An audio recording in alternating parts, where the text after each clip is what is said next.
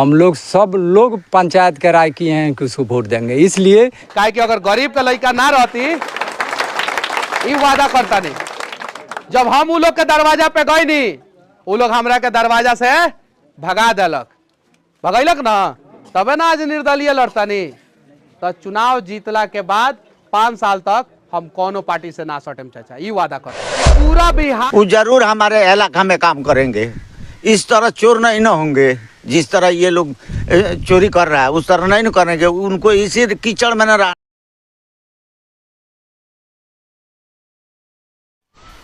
चाचा अधकपरिया जो ये गांव है जी, अभी तक देख रहे अंग्रेज जैसा यहाँ सड़क और रोड है जी, अभी तक कोई विकास नहीं हुआ। जी। क्या कहिएगा इस विषय पर? विषय पे यही कहना है कि मनीष कश्यप जो है ना, हम लोग सब लोग पंचायत के राय किए हैं कि उसको वोट देंगे। इसलिए कि मर्द आदमी है, वो उनका हिसाब सही है और मर्द है। कितने विधायक आए और गए, हम लोग ऐसा ही कैसे ही है। अभी वो तो टिकट से आए हाँ, चाहे बेटिकट से आए, हम लोग सब आदमी वोट मनीष कश्यप को देंगे। मनीष कश्यप हम लोग सुनिए, उनको तो पास से कोई सैंबल नहीं है। हाँ। यहाँ लोग कहता है कि मोदी जी को वोट देते हैं। हाँ। हम मनीष कश्यप को नहीं जानते हैं, तो आप कैसे मनीष कश्यप को नाम ले लिए? मनीष कश्यप हम लोगों को क्षेत्रीय आदमी है, वो जरूर हमारे इलाका में काम करेंगे। इस तरह चोर नहीं न होंगे, जिस तरह ये लोग चोरी कर रहा है उस तरह नहीं न करेंगे। उनको इसी कीचड़ में न रहना है, तो वो नहीं देखेंगे कि जाएंगे दिल्ली बम्बे कहीं से आएंगे न अपने घर, तो अपना रास्ता नहीं बनवाएंगे एक ठो आने जाने के लिए। कम से कम ये तो सुधार करवा देंगे। सांसद महोदय जी नहीं आते यहाँ पर? कभी नहीं, वो तो जीत के जाते हैं और उसके बाद कभी नहीं आते हैं। आप वोट नहीं देते हैं तो कैसे जीत जाते हैं? अरे भाई, हम वोट नहीं लोग अगर देता है तो जीतते कैसे हैं? सारा लोग वह वोट उन्हीं को न देता है। अभी तो आप बोले कि कोई शक्ल नहीं दिखाने आते हैं पटवरिया गांव में। अब आता है, उनका आदमी आता है, घूम कर चला जाता है, मांग कर लोग सब लोग वोट देता है। तो आप डॉक्टर संजय जायसवाल को वोट नहीं दीजिएगा? ना, हम लोग नहीं देंगे इस बार वोट। बताइए किन को वोट दीजिएगा? वोट हम लोग मनीष कश्यप को देंगे। मनीष कश्यप क्या करेंगे भैया? हमारे घर के नजदीक के हैं, हमारे पैदल भी हम जाएंगे तो 1 घंटा लगेगा। छाता से बारिश होता रहेगा तब भी हम चले जाएंगे मनीष कश्यप के घर। उनके गांव तो ऐसा ही है। हाँ, ऐसा ही है। तो वो क्या कर सकते हैं बताइए ना। अरे वो इसीलिए तो हम लोग उनका मनोबल बढ़ा रहे हैं। जीतेंगे 1 बार 2 बार बहुत कुछ कराएंगे, ऐसा बात थोड़े है। यहाँ पर सुनते हैं कि आरजेडी का विधायक है। हाँ है। विधायक भी कुछ नहीं किए? कुछ नहीं किया वो विधायक। आप ही लोग ना वोट दिए आरजेडी का। हम लोग, हाँ। क्या नाम है आपका विधायक का? शशि भूषण सिंह। तो नहीं आते हैं सर? कभी नहीं आते हैं। तो अधपकड़िया गांव के ऐसा ही अधकपड़िया विकास रह गया। हाँ, ऐसा ही रह गया। है सब ऐसा ही। कोई रोड देखा है? कोई रोड देखा है बनाया हुआ है? तो किनको वोट दीजिएगा आप? मनीष कश्यप को देंगे हम लोग वोट। अब तो दिल जानता है, ऊपर वाला जानता है जो किसके वोट दे क्या करेंगे। अब ये नहीं बताएंगे। तो दबाव काहे दे रहे हैं? दबाव हम थोड़े दे रहे हैं। नहीं, वैसा दबाव नहीं। हम लोग सब लोग मिलजुल के देते हैं। ऊपर वाला रखेगा अच्छा तो किसी को न किसी को वोट दे नहीं है। फूल छाप को नहीं दीजिएगा? है? फूल छाप को नहीं दीजिएगा? फूल छाप को नहीं देंगे हम लोग। जो आता है कहता है जिताइए भाई बन, हम हाई करा देंगे, हो करा देंगे। यहाँ जब जीत जाता है तो कोई को भेद नहीं होता है। अब सीधा सपाटा नाम ही याद नहीं, किसी आदमी नहीं है। जीत जाने के बाद कोई नहीं आता है। एक जन आया तो कहे हमको गोड़ों में पाले बाद में सब हमारा 4 देखो, तो आया भाग गया, कोई बात को पर मुँह नहीं देखा। अभी तो चुनावी लोकसभा का देख रहे हैं, जोर शोर पर चल रहा है बिहार में। तो अभी पकड़िया गांव में कौन कौन नेता है यहाँ का, आप लोग को समस्या जानने के लिए? कोई नहीं है। अभी मनीष कश्यप आए हैं। कोई नहीं है। वोट पड़ जाता है तब से कोई नहीं झांकी पड़ता है। नहीं दिखाई दे रहा है यहाँ पर कोई नहीं झांकी पड़ता है। कोई नहीं। तो किसको वोट दीजिएगा? तो साफ तौर पर बताइए ना, साफ सुथरा से। तो हम किसके कहे बताओ ना। मैंने फूल छाप को दीजिएगा, मनीष कश्यप को दीजिएगा कि हाथ छाप को दीजिए? 3 ही आदमी को ना सैंबल है यहाँ पर। मनीष कश्यप तो निर्दलीय है, उनको कोई सैंबल नहीं मिला है। तो किनको दीजिएगा आप ही बताइए? नहीं मिला तो हमारा क्षेत्र के है। मोदी को वोट नहीं दीजिएगा चाचा? है? मोदी को वोट नहीं दीजिएगा? मोदी को वोट तो देंगे हम लोग, सब लोग किसी देगा। पर 1 साल मोदी करते करते तो मोदी तो जीत गया, तो पूरा देश का धसा दिया है। पैसा आज तक इतना उम्र हो गया, गैस पाक गया हमारा, आज तक वैसा पैसा बदली कितना लोग के समुद्र में दे दिया, कितना लोग फूंक दिया। आँख के सामने। अच्छा, आपको इंदिरा आवास मिला है कि नहीं प्रधानमंत्री? कभी नहीं मिला है। नहीं मिला। नहीं। लेकिन आज तक पकड़िया गांव में देखते हैं कि अंग्रेज जैसा धूल चाटने वाली रोड है। हाँ। खड़ंजो नहीं है। नहीं है। नहीं खड़ंजो नहीं है। लालू यादव का जो खड़ंजा बिछाया जाता था वो खड़ंजा वो भी नहीं है कहीं? नहीं, कहीं नहीं है। तो इस गांव में क्यों अधूरा विकास रह गया? कारण क्या है? अब कारण हम लोग नहीं बताएंगे। देखिए, कारण जब यहाँ से वोट हो जाता है क्या है, सब किसी का हम कहते हैं, यहाँ से वोट देकर चल जाता है जे, तब से यहाँ झांकी नहीं पड़ता है। बड़का प्रधानमंत्री है तो वो भी नहीं देखता है कि क्या कहाँ क्या हुआ है, तो और कोई वहाँ से नहीं लग सकता है। तो अभी तो बोले हैं कि हम फूल छाप को देंगे। अभी तक प्रधानमंत्री इंदिरा आवास में के है? विधायक छोड़िए, आपके स्थानीय मुखिया के है? मुखिया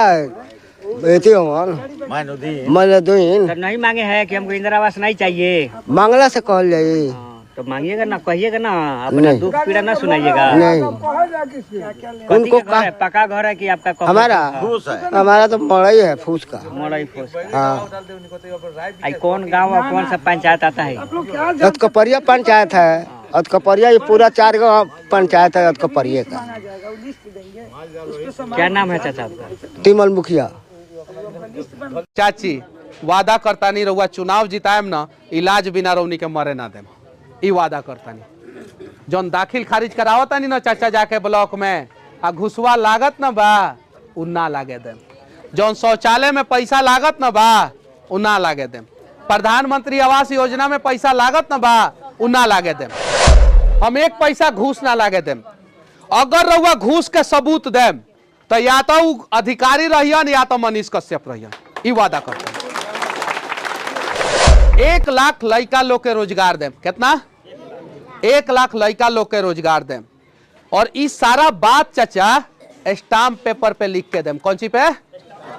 अगर कोनो नेता स्टाम्प पेपर पे लिख के दे दी ना तो ओकर साथ देम, ना दी ना तो एक बार मनीषवा के साथ देम। 25,000 लड़की के, केकरा के? लड़की के, गरीब के बेटी के 25,000 बेटी के 6ठा क्लास से लेके मास्टर डिग्री यानी पीजी तक फ्री में पढ़ाएम चाचा। अपन दोनों हाथ उठा के हमरा के आशीर्वाद दो। दोनों हाथ उठा के सब कोई छोटो लोग दो आशीर्वाद। छोट भाई जे बा वो आशीर्वाद दो। सब लोग रौनी के आशीर्वाद चाहिए, समझी? चाची लंगिन रौनी के अपन बेटा के आशीर्वाद देता नहीं। एक बार चेक तो करी कि बेटवा उ लायक बा कि ना। सही बात बा कि ना?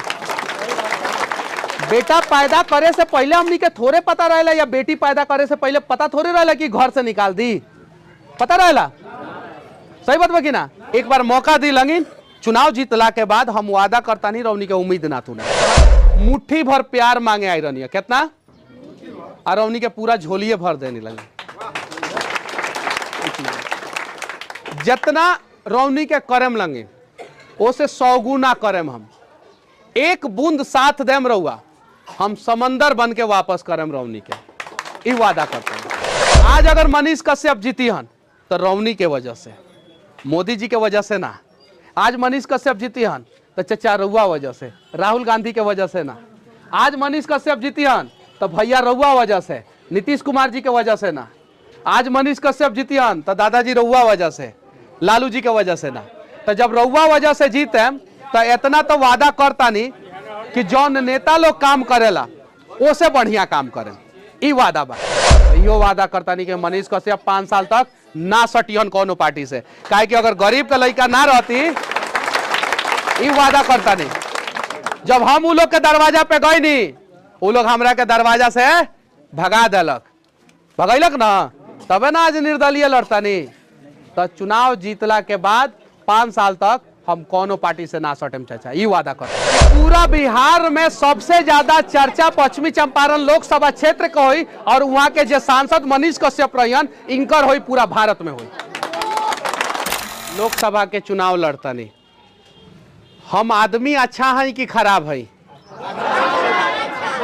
ठीक बा। अच्छा आदमी बहुत सारा होला, लेकिन ओकरा अंदर चुनाव लड़े के काबिलियत ना होला। जैसे डॉक्टर के ऊ बात वो अच्छा बा लेकिन वो चुनाव नहीं के लड़त, प्रोफेसर बात अच्छा बा चुनाव नहीं के लड़त, मंदिर के पुजारी बा अच्छा बा चुनाव नहीं के लड़त। हमरा चुनाव लड़े के चाही कि ना लड़े के चाही? चलिए ठीक बा, आज रौनी के सवाल ना पूछम लगिन, हम सवाल पूछेम। चूंकि ऐसे सवाल पूछेम कि हम केहू के बुलौले नहीं की, ओकरा बावजूद रौनी के यहाँ आयल बानी लगिन, आ केहू के पतो ना रख कि गाँव में हम आवे वाला बानी। आधा घंटा पहले रौनी के पता चलल बा, बहुत सारा बहन लोग, भाभी जी लोग, माँ लोग यहाँ बैठल बाटे, दादी लोग बैठल बा ना, यहाँ आधा से अधिक गार्जियन लोग बाटे। हमरा काहे चुनाव लड़े के चाही ई बताई लगिन। केहू एक आदमी कम से कम बताओ कि काहे हमरा चुनाव लड़े के चाही। चूंकि भारत के सबसे बड़का चुनाव लोकसभा के हो, ऐसे बड़का चुनाव कोनो ना है। देखिए चाची लोगों ने पीछे खड़ा होकर सुना था, तो केहू भी एक आदमी, होशियार आदमी या जे भी हो को, वो बताओ कि मनीष कश्यप के काहे चुनाव लड़े के चाहिए। एक आदमी केहू बताओ कौची? हम बानी ना वो लायक, हम बानी वो लायक तो एक मंदिर में बानी, ठीक बा, रौनी के बीच में बानी। हम वादा करता नहीं कि चुनाव जीतला के बाद रौनी के हाथ ना छोड़े, ई वादा करता नहीं। रौनी के साथ ना छोड़े लगे ना, तो रौनी के हमरा के आगे बढ़ा देम लगे। मनीष बबुआ लड़ा ना, मनीष बबुआ लड़ा ना। आगे जब हम बॉर्डर पे जाएं तो पीछे देखें तो हमरा पीछे तो केहू हल ही नहीं के। चुनाव के माहौल सुनी, चुनाव के माहौल चुनाव से 5 दिन पहले बदलल शुरू होला। सही बात बा कि ना? खूब पैसा खर्च कइल जाला, खूब। अब पैसा खर्च कइल जाला, हर पंचायत में, हर गांव में 2 गो दलाल के ढूंढल जाला, ठीक बा। आ उ माहौल बदलल शुरू करी, दारू पे, पैसा पे, मुर्गा पे, खसी पे, बकरी पे, मछली पे। सही बात बा कि ना? रौनी के बदलेम लगी ना ना, हमू ना बदलेम, ई वादा करता नहीं। हमर खपड़ा के घर बा, महानवा डुमरी घर है, 9 महीना जेल के सजा कटले बानी। पूरा भीषण गर्मी के बीच में हम एगो रूम में बंद रहनी, तमिलनाडु में सजा काट के आयल बानी। काहे काट के आयल बानी रौनी के सब कोई के पता बा। ना आपकी दाव हमनी के दलित बने के बा, ना पिछड़ा बने के बा, ना अति पिछड़ा, ना स्वर्ण। हमनी के एगो बिहारी बने के बा आपकी दाव। ना हिंदू बने के बा, ना मुसलमान बने के बा। हमनी के आपकी दाव इंसान बने के बा। अगर भरोसा बा तो रौनी के एक बार हमरा के मौका दी लगे। अगर रौनी के काम, मोदी जी के योजना अगर रौनी के फ्री ऑफ कॉस्ट या मिलता और रौनी के कोनो समस्या के समाधान मोदी जी यहाँ आके करतानी, तो मोदी जी के नाम पे जकरा के वोट देवे के बाद दी लगे। अगर मोदी जी आके रौनी के समस्या के समाधान नहीं करत तो एक बार हमरा के मौका दी लगे। हम रौनी के सारा समस्या के समाधान जौन जेन्युइन होखी, अब ई ना कि भाई के कपार फाड़ के आ जाए मैं कहम कि मनीष भैया केस कर दिले बाटे हमरा के बचा ली, ना ना, ओ में ना। राउर आधार कार्ड में दिक्कत हुई, पैन कार्ड में दिक्कत हुई, राशन कार्ड में दिक्कत हुई, खाता खेसरा में दिक्कत हुई, रौनी के दाखिल खारिज में दिक्कत हुई, रौनी के ब्लॉक में दिक्कत हुई, रौनी के अंचल में दिक्कत हुई, रौनी के जिला में दिक्कत हुई, हम समस्या के समाधान करे के प्रयास करें। ई वादा कर, इहो वादा करता नहीं कि जे भूमिहीन हो की, जकरा लेगे थोड़ा भी जमीन ना हो की, सरकार के नियम के अनुसार जितना जमीन देवे के होई उतना फ्री ऑफ कॉस्ट दिलवावे के कोशिश करें। इहो वादा करता नहीं कि चाची रउआ अस्पताल में जाए तो डॉक्टर से पहले मनीष कश्यप के आदमी वहां मिली जौन राउर अस्पताल में फ्री ऑफ कॉस्ट ईमानदारी से इलाज करवाई। ई वादा करता नहीं जितना भी सरकारी अस्पताल रही वहां कम से कम 10 गो मनीष कश्यप के आदमी खड़ा रही, जौन गरीब जौन बाटे न अस्पताल में जाके ढट ढिमलात रहेला कि मदद करेला ना रहेला, ओकर फार्म भरे से लेके, ओकर इलाज करावे से लेके और ओकरा के वहां से डिस्चार्ज करे तक, घरे पहुंचावे तक जिम्मेवारी मनीष कश्यप की। ई वादा करते हैं। चाची मान ली कि धोखा दे देम हम 5 साल बाद, हम धोखा 5 साल में धोखा दे देम जीतला के बाद, तो इतना दिन से तो रौनी के धोखे न मिलता, तो हमरा एक बार धोखा दे देला से रौनी के का बिगड़ जाई? कुछ ना बिगड़े। लेकिन अगर साथ दे दम तो सोच ली कितना बदलाव कर देम। अगर साथ देने दे, मंदिर में खड़ा बानी, भगवान चारों तरफ बानी, हमरा भगवान पे बहुत भरोसा है हमरा। चूंकि अगर भगवान पे भरोसा ना रही तो 2 गो सरकार से लड़ के मनीष कश्यप 9 महीना के अंदर जेल से ना निकलता। भरोसा बा। मनीष कश्यप कहलन तो पुल गिरल ना, मनीष कश्यप कहलन सरकार गिरल। अब मनीष कश्यप कहतारन कि चंपारण के भाग्य बदली, रौनी के एक बार साथ दिलंग, इन वादा करता नहीं बदली।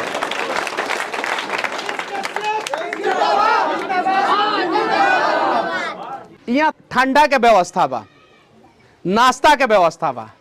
हम तो सुनले रहनी कि नेताजी लोग जहां जाला वहां नेताजी लोग व्यवस्था करेला। हम जहां जाता नहीं रौनी के व्यवस्था करता नहीं लगे, रौनी के खियावता नहीं लगे। हम सवेरे निकले नहीं खाना खा के नाश्ता करके, और रात में पहुंचे नहीं तो नाश्ता करे नहीं। दोपहर में लोग खियावत हमरा के आगे बढ़ाओ। गांव में आईनी है 10 आदमी के संग, आज यहाँ कम से कम 500 लोग इकट्ठा भइल बा। केहू के फोन कैले रहनी है, केहू के वीडियो के माध्यम से बतौले रहनी है कि हम तो आई रहनी है ऐसे ही। भैया कहते कि चली हम आ गए, यहाँ गई तो हमरा पता चल कि हम तो मुट्ठी भर प्यार मांगे आई रहनी है। कितना? और उनके पूरा झोलिए भर देने जितना रौनी के करम लगे उसे 100 गुना करम। एक बूंद साथ देम रहुआ, हम समंदर बन के वापस करम रौनी के, ई वादा करते। पढ़ल लिखल बानी, बढ़िया बोले नहीं, अच्छा लड़े नहीं, आ गरीब लोग लाख लड़े नहीं। टैलेंट बा, मौका दे। एक और बात कहते, रौनी के पंचायत में चुनाव से पहले हम आएम कि ना आएम, ना क्षेत्र बड़का बा, हमार बात सुन ली लगी पहले। आएम कि ना आएम, क्योंकि हमरा लगे स्टार प्रचारक नहीं खेलो। हमरा लगे मोदी जी आके हेलीकॉप्टर से प्रचार ना करें दिया, राहुल गांधी या तेजस्वी यादव जी या नीतीश कुमार जी आके ना करें। रौनी के फर्ज बनता कि अगर रौनी के हमरा संगे बानी लगे तो 52-53 दिन चुनाव बचल। कितना दिन?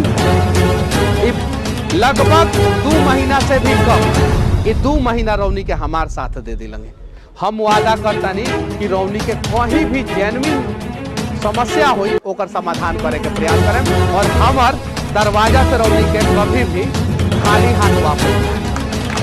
क्योंकि हमरा ये याद रही कि जब हम कुछ ना रहनी, हमर कोनो औकात ना रहे, खपड़ा के घर वाला एगो लड़का रउआ दरवाजा पे आइल तो रउआ हमरा के खाली हाथ ना जाए। लेकिन अगर आज हम मोदी जी के नाम पे जीत गए, राहुल गांधी जी के नाम पे जीत जाती, लालू जी के नाम पे जीत जाती, या नीतीश जी के नाम पे जीत जाती, तो हम भक्ति उ लोग के करती रौनी के नाम। सही बात बा कि ना? आज अगर मनीष कश्यप जीती है तो रौनी के वजह, मोदी जी के वजह से ना। आज मनीष कश्यप जीती है तो चाचा रउआ वजह, राहुल गांधी के वजह से ना। आज मनीष कश्यप जीती है तो भैया रउआ वजह से, नीतीश कुमार जी के वजह से ना।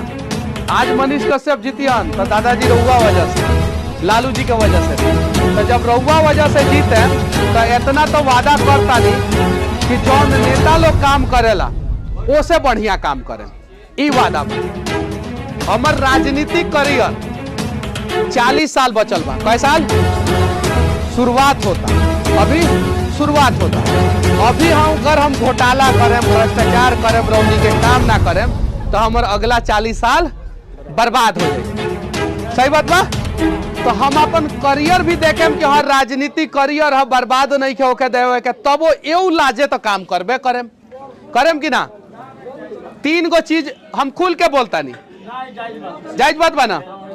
3 गो चीज मांगे आइल बानी, 3 गो चीज मांगे आइल बानी, 3 गो चीज देम लगिन।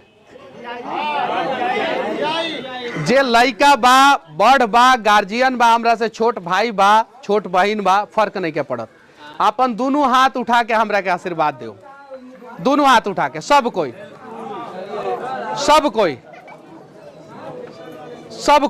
छोटो लोग दो आशीर्वाद, छोट भाई जे बा उहो आशीर्वाद दो, सब लोग। रौनी के आशीर्वाद चाहिए, समझी चाची लगिन रौनी के अपन बेटा के आशीर्वाद देता नहीं। कबो कबो बेटवो बदल जाला कि ना।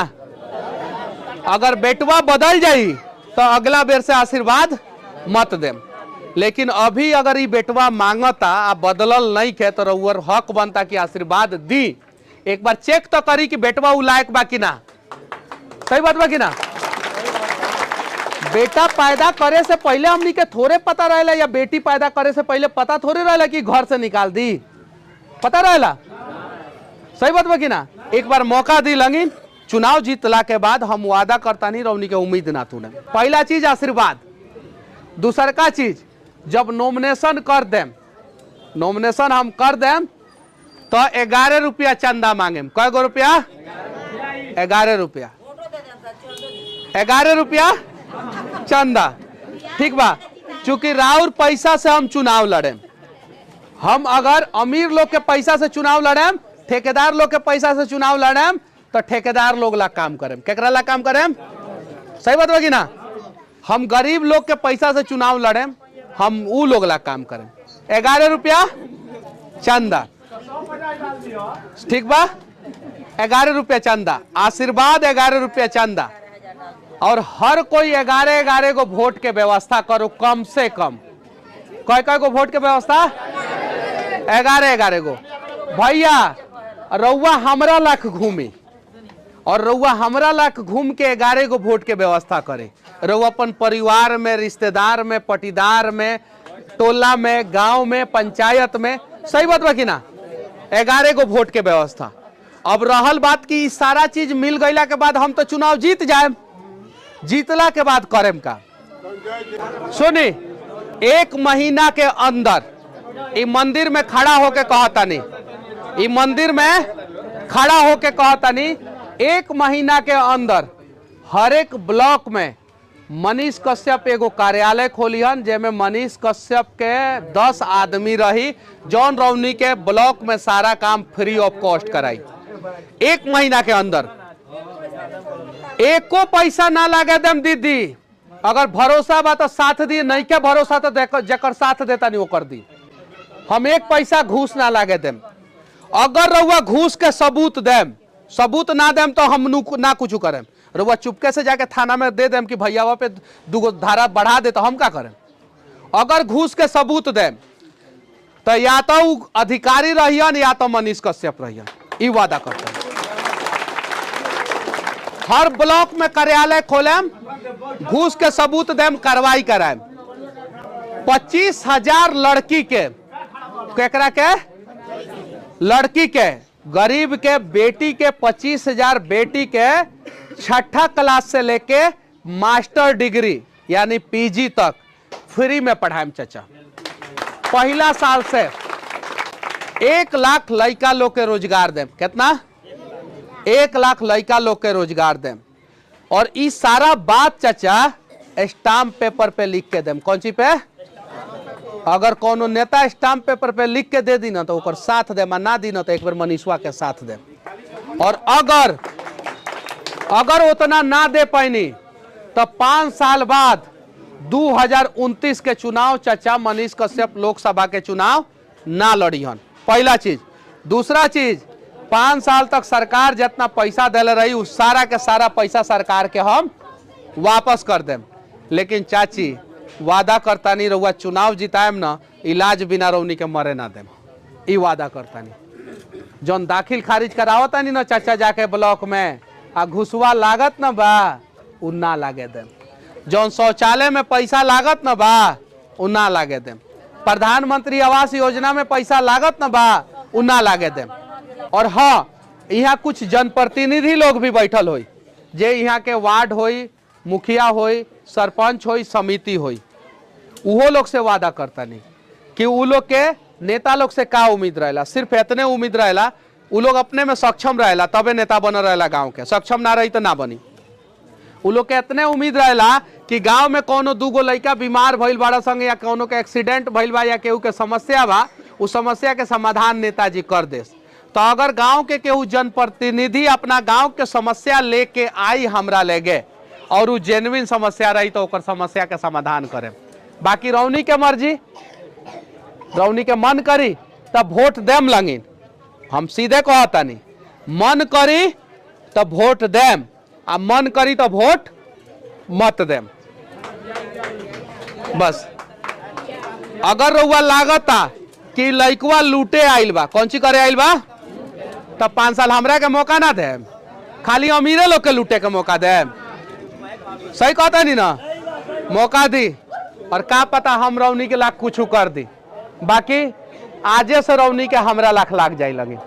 निर्दलीय जीतेम, निर्दलीय रहेम, 5 साल के बाद फिर डिसाइड हुई।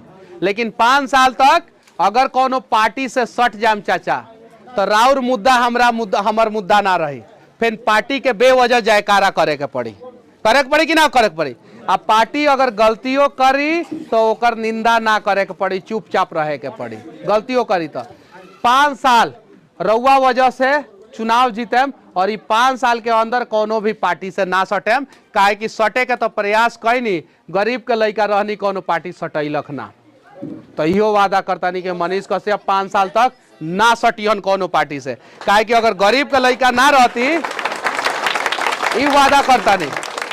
जब हम उ लोग के दरवाजा पे गए नहीं, उ लोग हमरा के दरवाजा से भगा देलक, भगैलक ना, तबे ना आज निर्दलीय लड़ता नहीं। तो चुनाव जीतला के बाद 5 साल तक हम कोनो पार्टी से ना सटेम चाचा, ई वादा करते नहीं। 5 साल तक हम कोनो पार्टी से ना मिले, आ ई वादा करता नहीं कि पूरा बिहार में सबसे ज्यादा चर्चा पश्चिमी चंपारण लोकसभा क्षेत्र के हुई और वहां के जो सांसद मनीष कश्यप रहियन इनकर हुई पूरा भारत में हुई। अब बिना मिलले काम करें।